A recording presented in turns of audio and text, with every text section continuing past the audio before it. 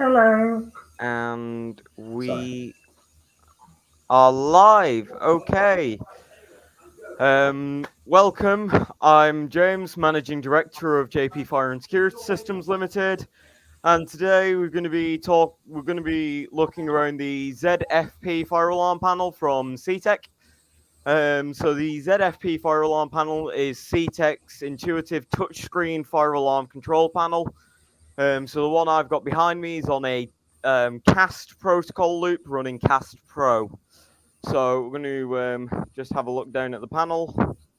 So that's where we're going to be working today. So I'm going to plug in the panel now.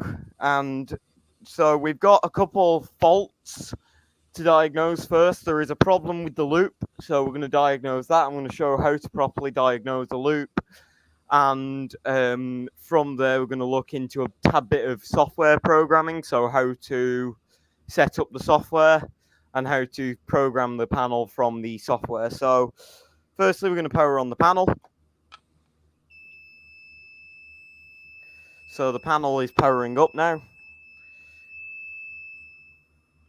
And whilst he does all the work, he gets to be entertained by two people who have no idea what he's talking about. Well, I don't know what he's talking about. Will, you probably have a better understanding of electrics than I do, but whatever. So it's besides the point. There we are. So the panel is now booting. So I'm going to move across and put the batteries in the system. So these are 12 volt, 7 amp hour lead acid batteries, but these can go up higher on this model. So we've got a fault there, which is for the power supply unit. So we have 2 of these batteries to total 24 volts. So don't want to shock yourself with that. Someone said PQ. Yeah, I'm not quite looking at that at the moment. So put the batteries in.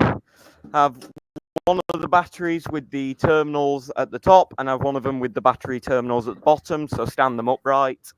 You'll see the loop is kind of doing whatever it's doing at the moment.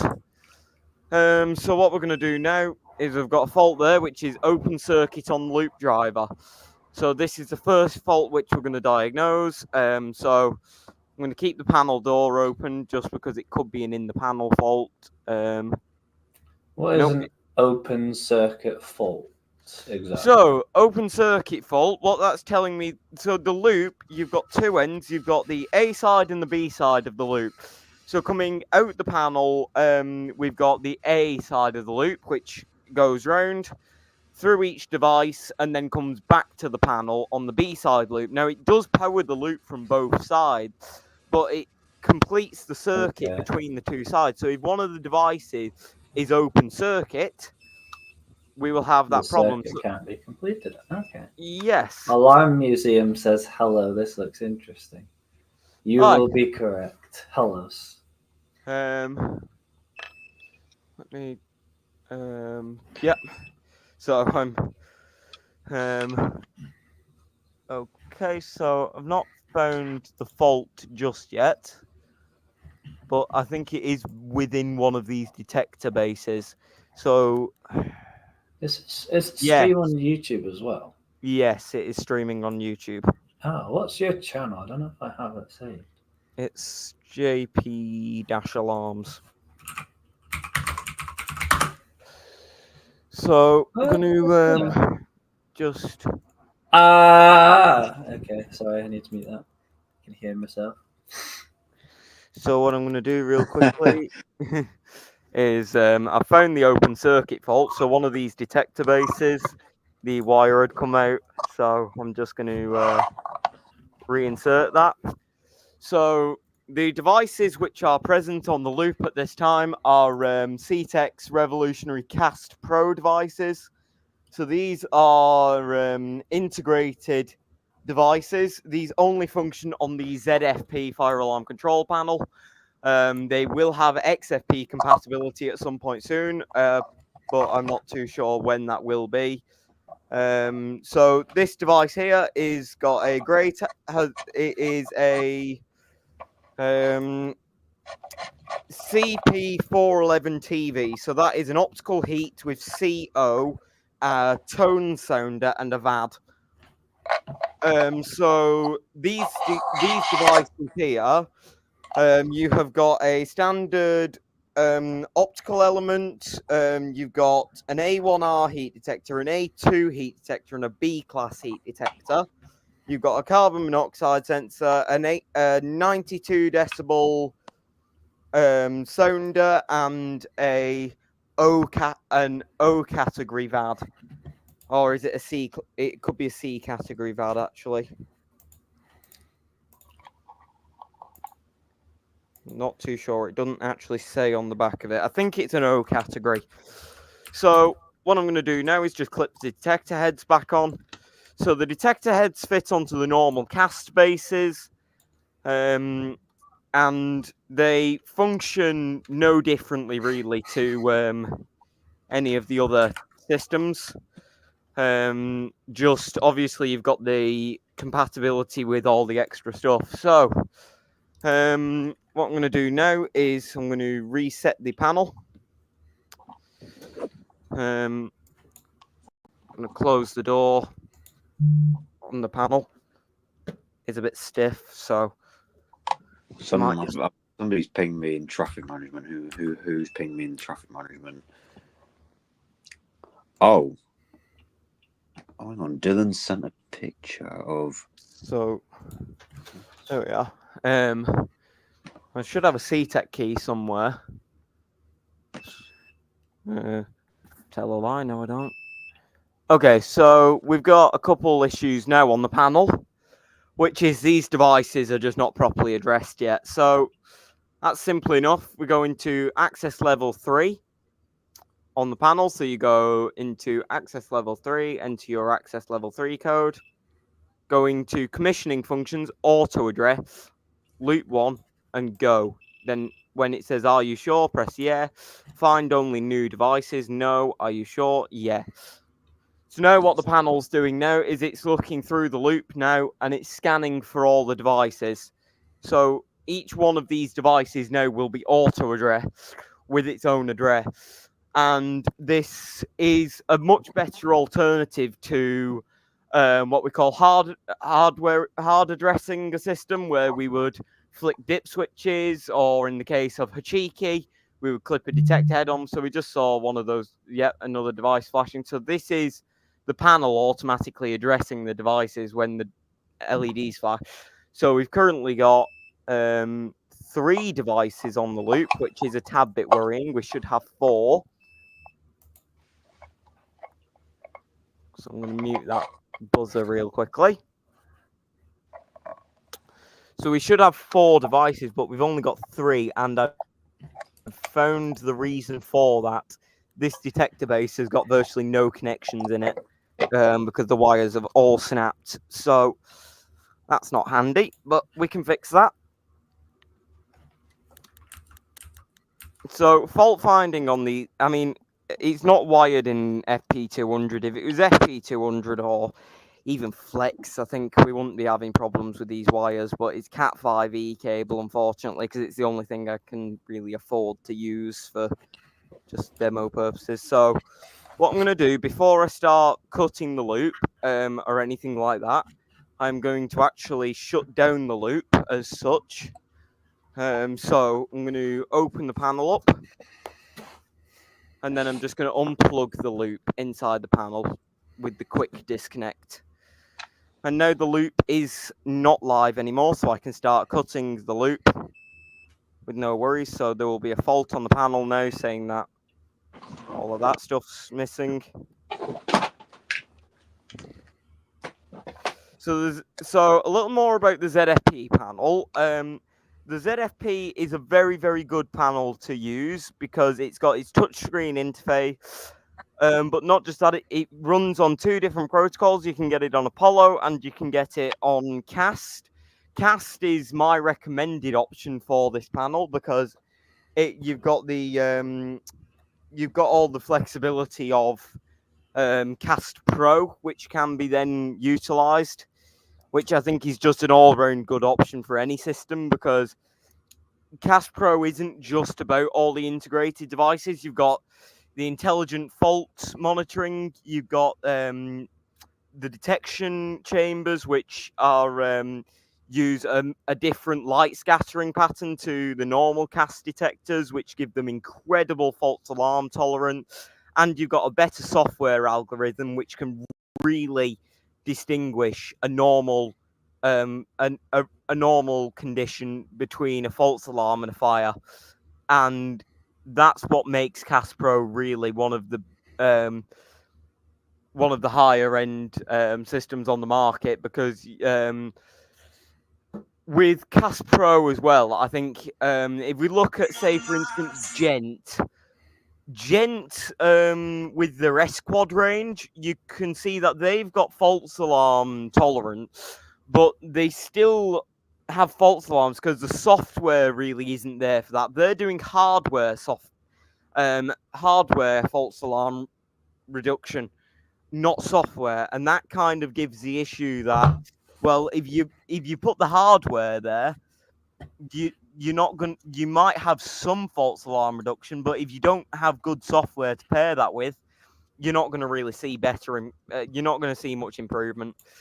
And that's why I think when it comes to CAS Pro, you've got all the software. So on the panels, it actually scans to see, and how it does this is if it just sees smoke in the chamber, it might take upwards of a minute or 2 minutes to activate.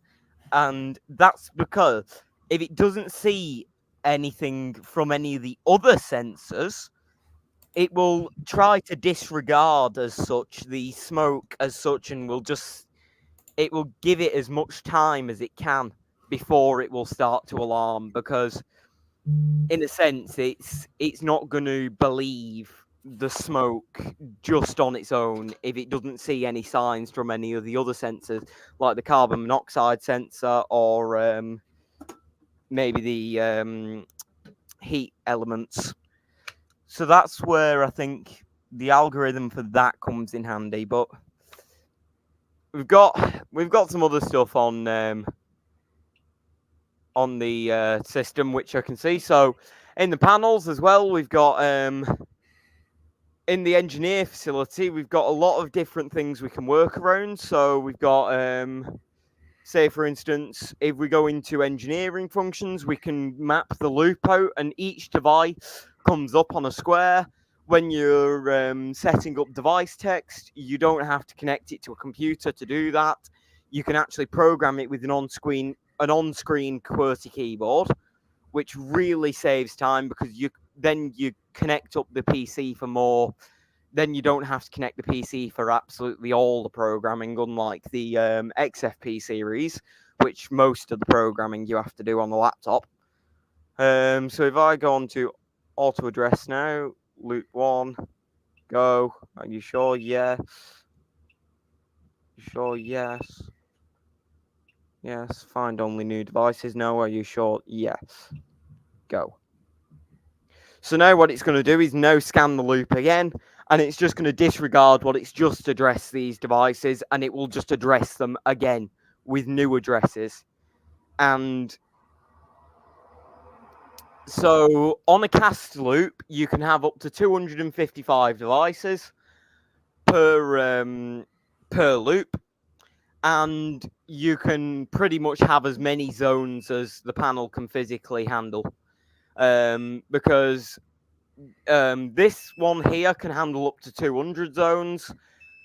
In this case, it can handle up to 200 zones, but if you put it into a bigger case, like one of the medium-sized cases, you get an extra row of these modular plug-in modules, because the ZFP, it's all modular. So this door here, I can say, for instance, it comes from factory with just a screen. It doesn't have any zone LED. It will just tell you the zone on the screen with a big flashing red bar.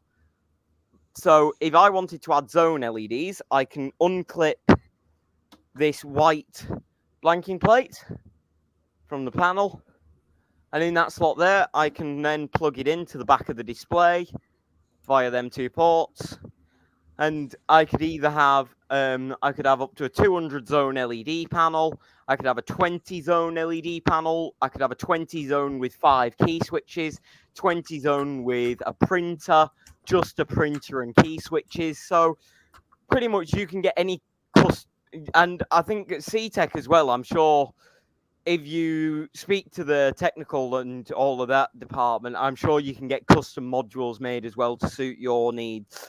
And that's why I think the ZFP is one of the best panels on the market, because it's simple to use for both end users and the engineers, but also it's good for any application where you need to customize the panel, because you don't have to buy as such a custom panel like you would with advanced, with the add special.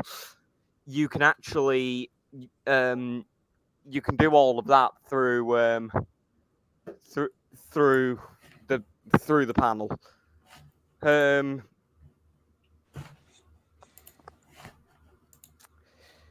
So I'm just going to shut the door again real quickly. And Ethan on an alt account says hello, by the way. I did see, yeah.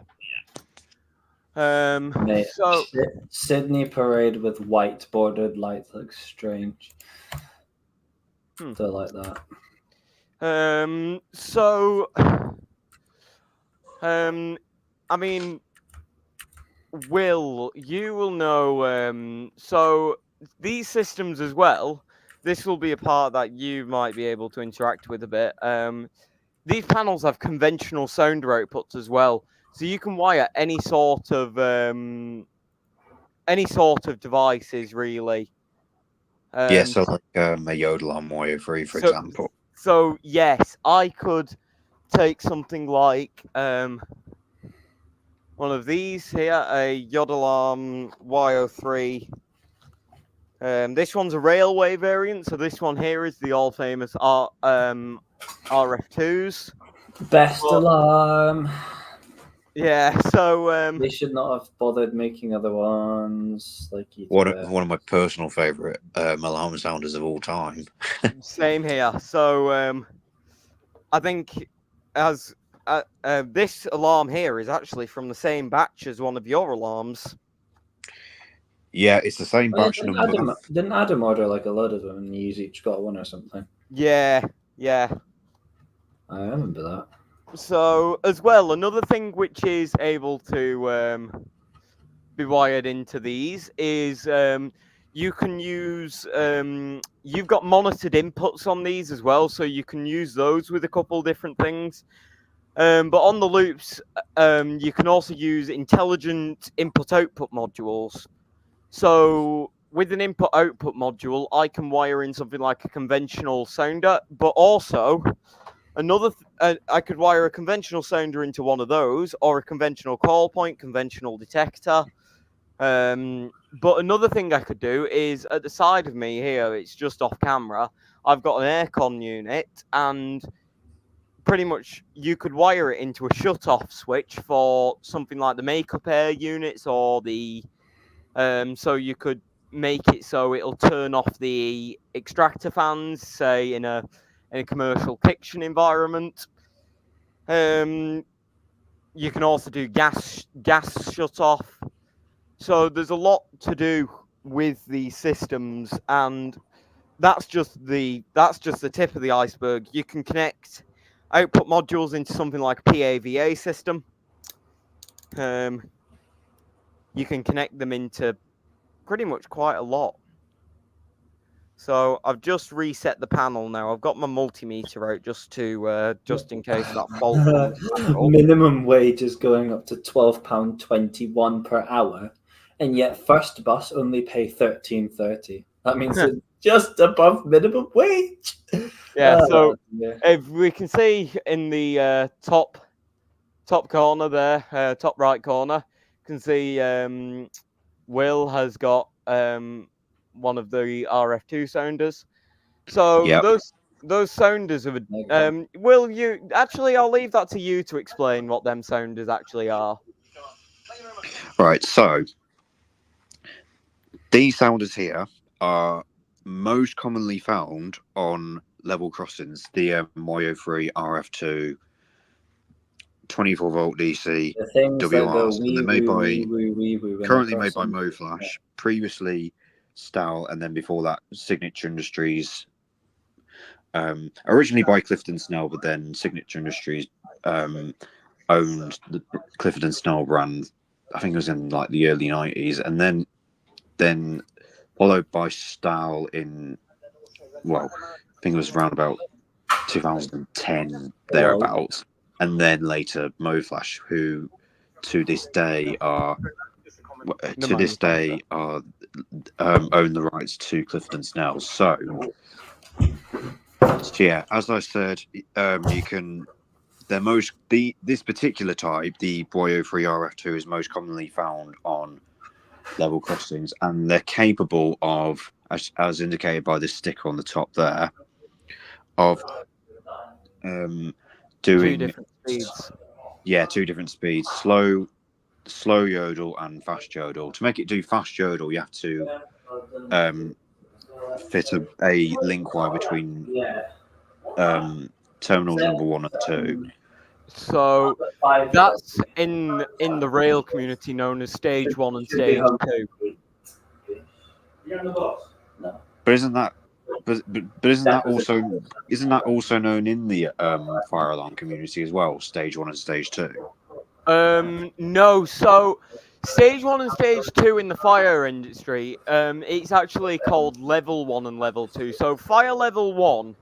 In cause and effects on this panel, if we hooked up one of C-TEC's hush buttons to the ZFP panel, what we can do is, in the panel, fire level 1 will just sound a device in the flat. So in an apartment block, we can have one of these devices here connected to a hush pro button.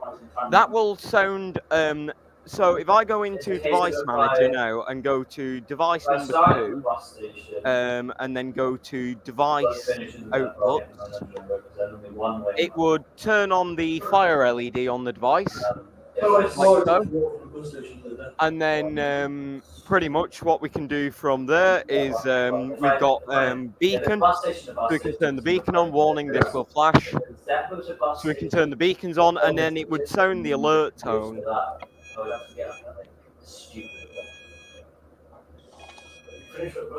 So then in fire level 2, that would be, say for instance, the kitchen heat detector triggered and the hallway smoke detector triggered. So that would then sound a different tone, which would then be evacuation. Sundays especially, man. Oh, I see. So that would be a hush button scenario for fire level 1 and fire level 2. I do not have a hush button yet connected to this. I'm waiting on it arriving in the post at the moment from C-TEC, but at some point soon I should have a hush button to hook up to this system so I can actually demonstrate fire level 1 and fire level 2. Yeah. So another thing you can do on this panel, which is kind of an interesting thing, which I've not seen on many panels before, is again, you can go into edit device, and then I can change the text of the device.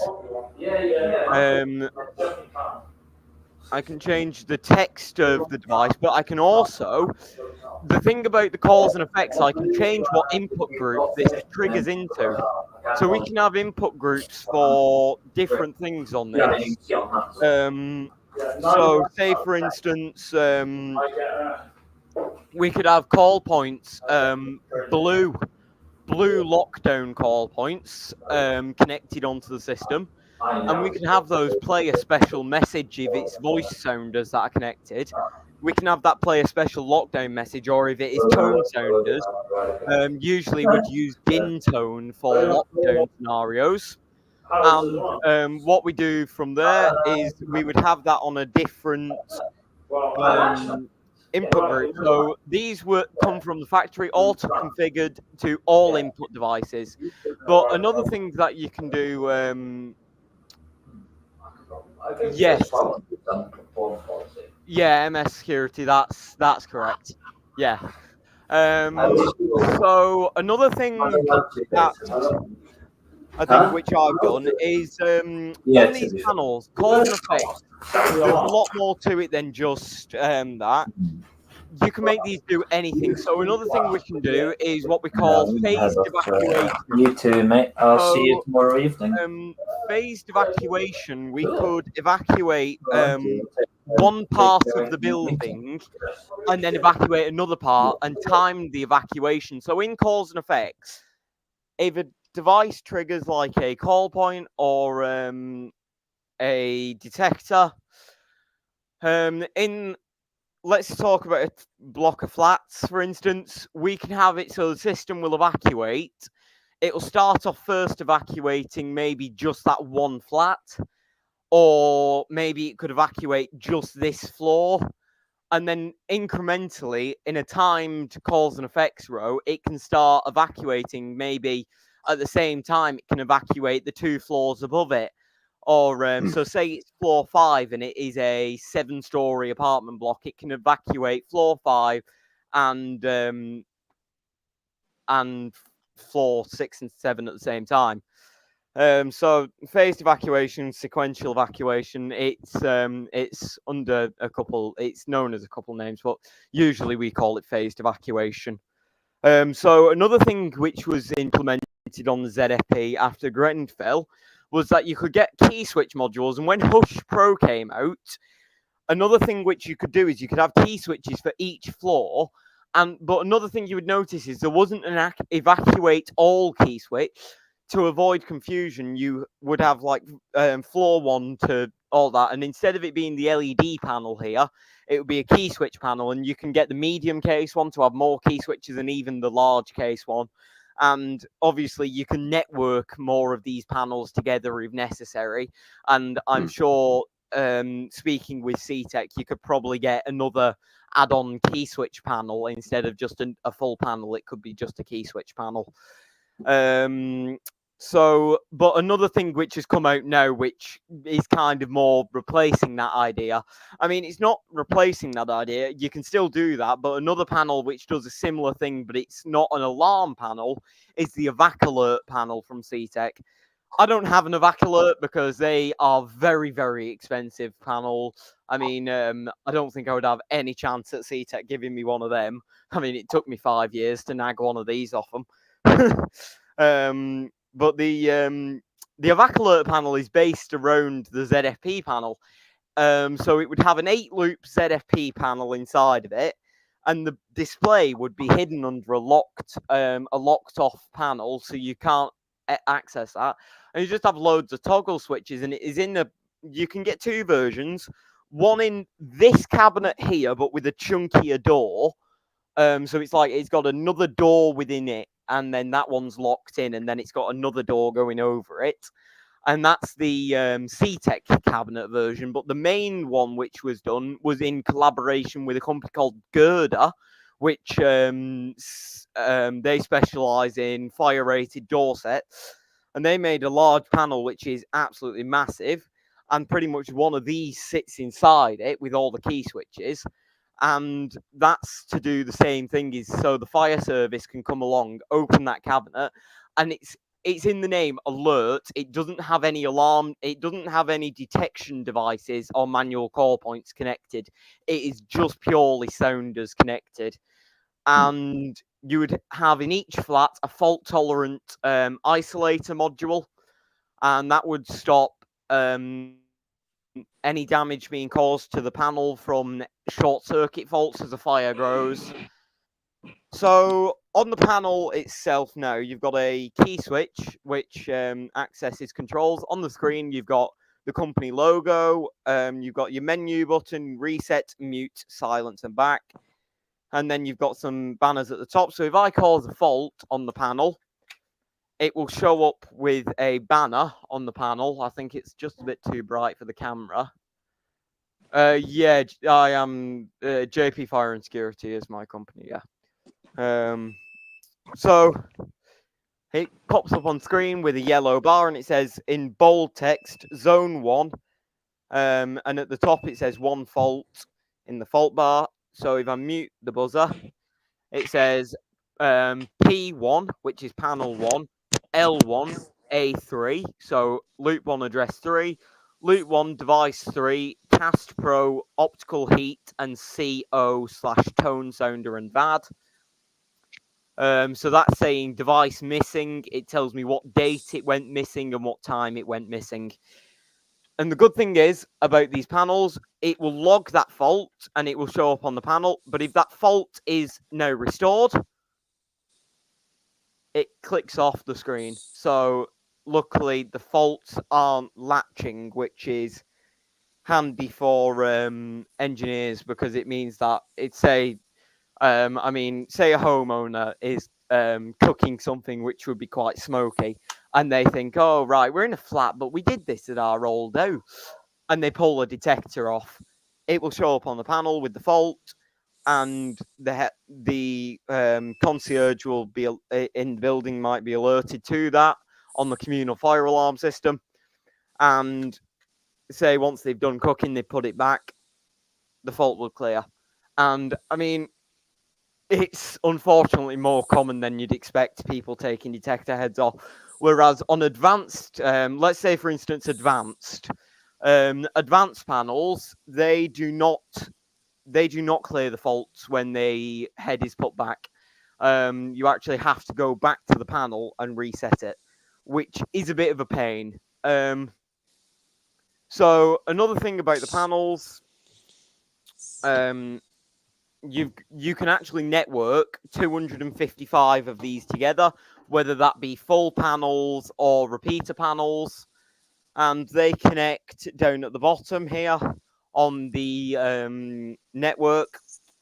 And what you've got is your main loop, your main backplane board, and then on there is your loop driver board, which is on the screen itself. But on the panel, you can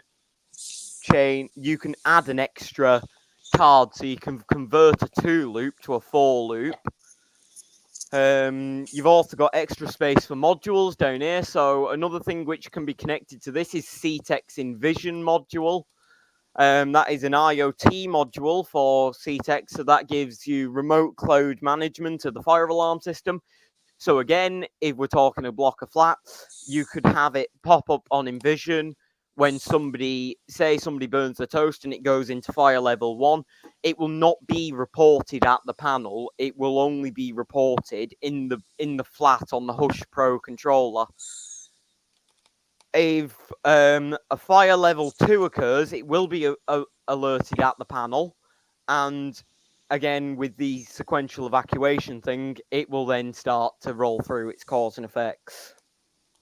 So in the panel itself, this one here has got a 5 amp power supply in it, but you can also get it with a 3.5 amp power supply.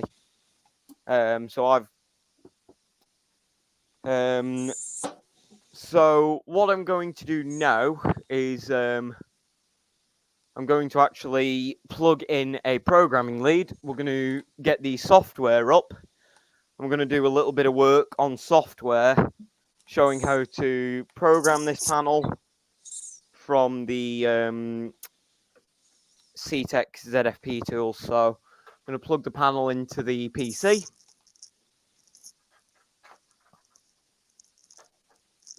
So now the panel is connected to the PC.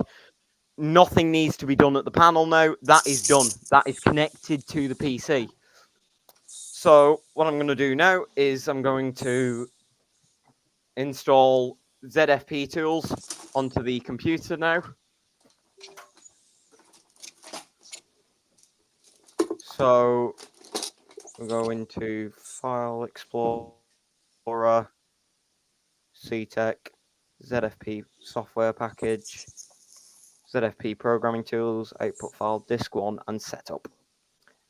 So it takes only just a few seconds to install, and with the panel there, you just connect it and it will show up on the screen. Unlike the XFP, where you've got to use a special programming lead and you've got to set it into a program mode, this one will just let me just use the tools. So if I open ZFP tools now, and I will share my screen into ZFP tools.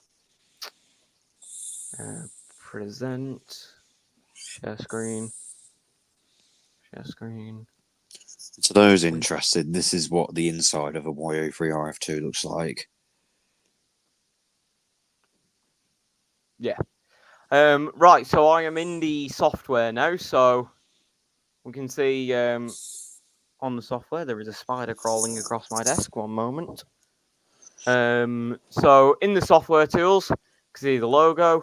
We can choose from a file onto what to use. I do not have my logo on my actual PC. I've got it on my work laptop. So we can see the panels here. Sorry, not 255, 128 you can link together. So that would be panels or compact controllers. Node view. So what we're going to do now is we're going to retrieve all data from panel. Don't think this is on default code. No, it's not. So what we're going to do now, this is just on some random just test codes. These aren't my actual codes. They're just test codes which I just kind of made up. So we can see there we've got the main board, the main loop driver, and loop driver 2 is not fitted because each loop driver gives you 2 loops. So that's why loop driver 2 does not exist, because then this would be a 4 loop.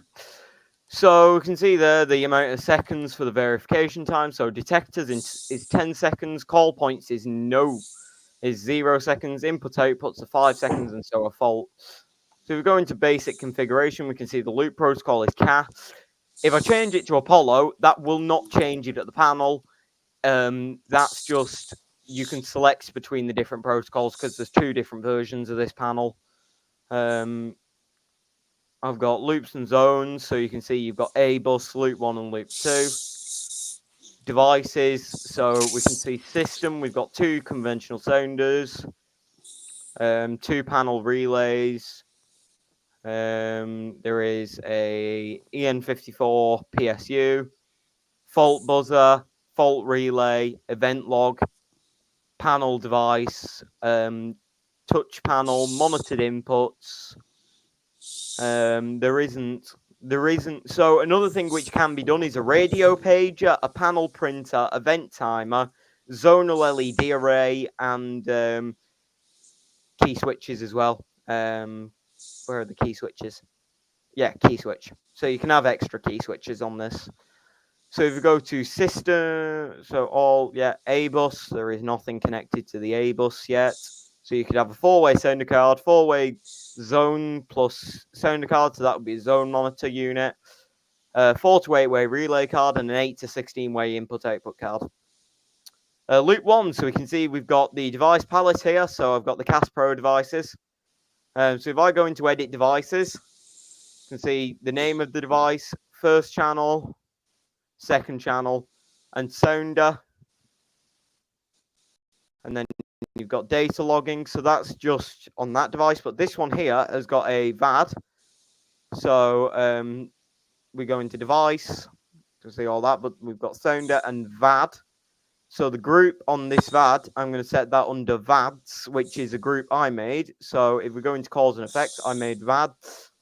So what this does is pretty much it mimics one out, all out, which is your normal all output devices group. It does the same as that. It monitors if all input devices equals activate on evac, and then the output group is VAD.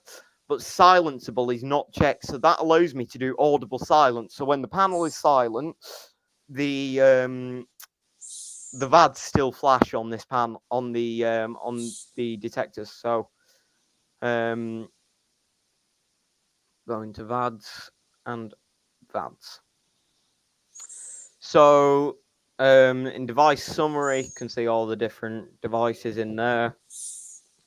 Panel notes, there is no notes, but I could leave a service note. So service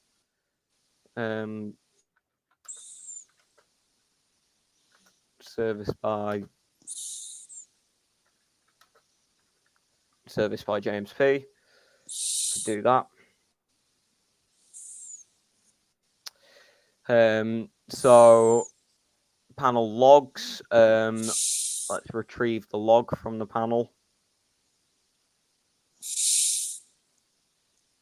Event log, alarm log, test log. Oh, right. Okay, I think I retrieved the wrong log. There we are.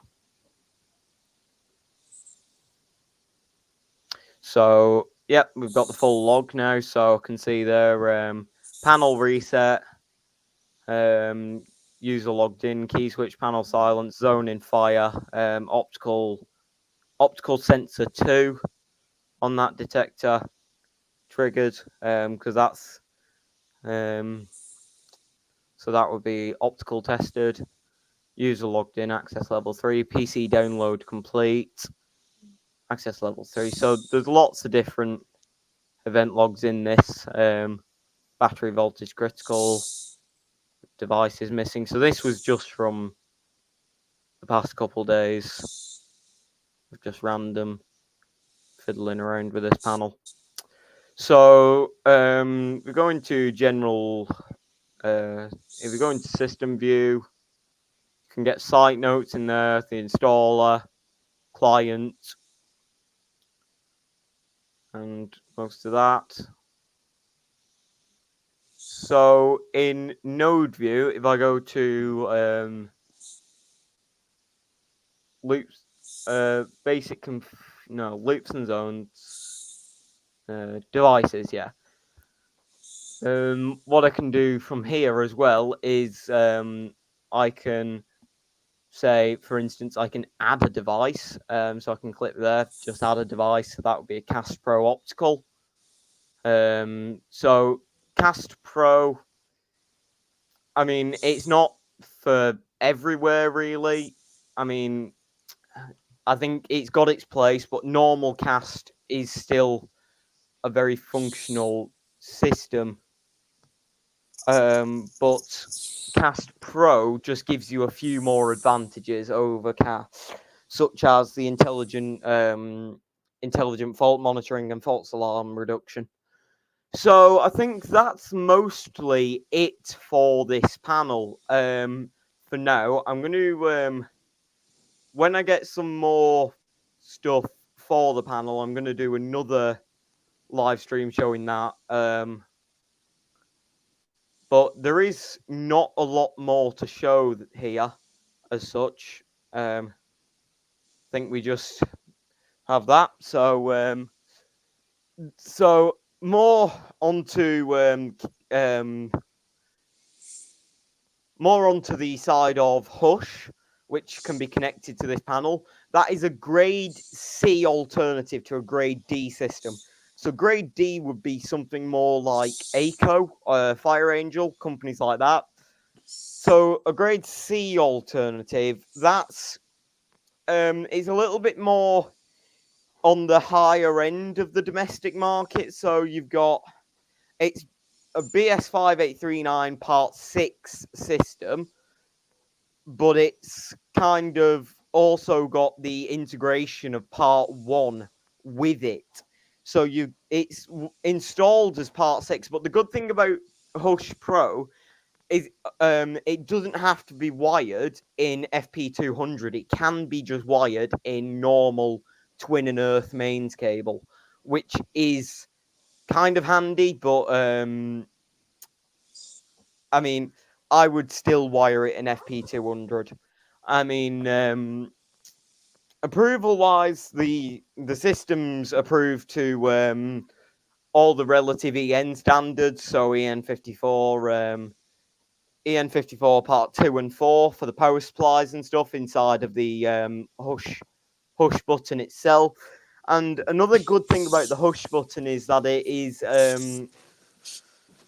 it's self-contained with its own battery. So pretty much, as well as having the main supply, it's also got a battery backup in it. So even the Hush buttons can function on their own, because Hush Pro does not have to be as such networked into this system. Yes, it's an addressable system, but it can work standalone via just the Hush button, and you can learn the devices by pressing test and Hush at the same time. and it auto addresses the devices as needed. But when it's interlinked to a panel, then you can actually see the proper addresses in the hush button. So from there, I think that is mostly it for the ZFP. I've mostly covered a lot of it, so there's more which I think the next time I'm going to try and get somebody else into this, which we'll be talking more about the standards regarding fire systems, and also a little bit more into some accidents which have happened, like we'll be covering the topic of Grenfell as well, which will tie in with the standards. So I think that's going to be that for now. So thank you all for watching. Hope you have a great night. And Will, do you want to close with anything?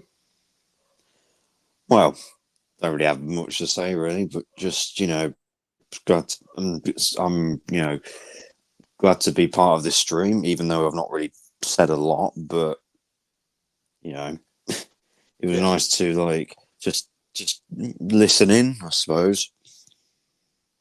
Yeah, I mean, you've definitely gave some cool insights into the thing mentioned earlier with the yodel arms. So, Yep. okay, so on that note, we're going to end this off now. So thank you all for tuning in, and see you all in the next live.